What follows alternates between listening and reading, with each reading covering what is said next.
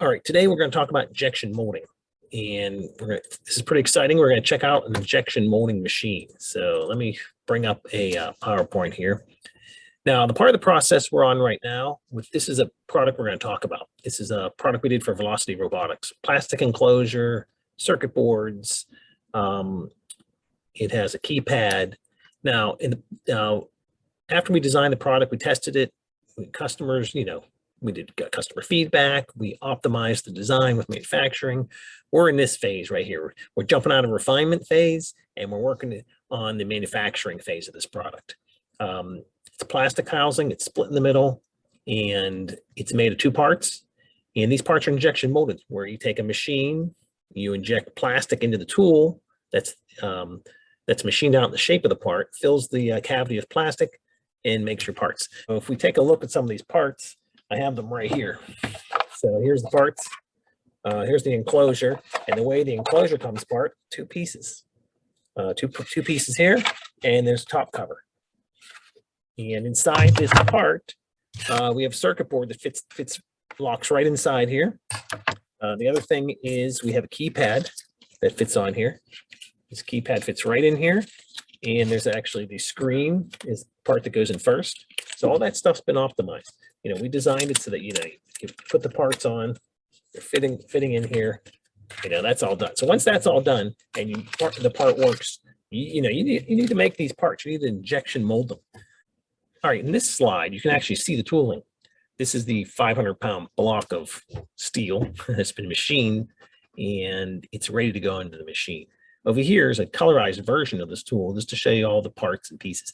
This mold actually molds these little details. These are special components for laboratory equipment, and they have the star pattern. So that you can see the green area represents the machined metal. It's the mold, and these parts are actually the plastic parts that were molded from that. And this part here is where the plastic comes in through here, fills up the cavity. Once the part cools, the mold opens up, drops the part out. So actually, let's go check out the real tooling. Let's check out this tool on the machine right now. Let's go. Let's go downstairs and we'll actually check out the injection molding machine. We have one right here. This is a Toshiba 200-ton injection molding machine. This is the machine we use to actually make the plastic parts we were talking about earlier. Now, if we open this up, you can see the tool is in here. It's open right now. This is the one half of the mold, and this is the other half of the mold. And it's actually bolted on to the machine. We actually bolt this on. So this piece you can change and mold any part you want. It's very heavy, so we'll actually use this hoist right here to hoist it up and down into the machine. So anytime you want a mold change, it takes time. So once you put the mold on there and you start making parts, you want the machine to keep on going. I left some parts in here. You can actually see that plastic is injection molded through this hole and actually fills up the cavity in here and makes these parts. These are the parts that we recently made. They fall down in the hopper. Machine closes, they mold them, and once it opens back up, the parts drop down inside. Now you can imagine the parts that we talked about here, molding these. We would make another mold and we put them in there. These are the prototype parts that we cast, 3D printed and cast.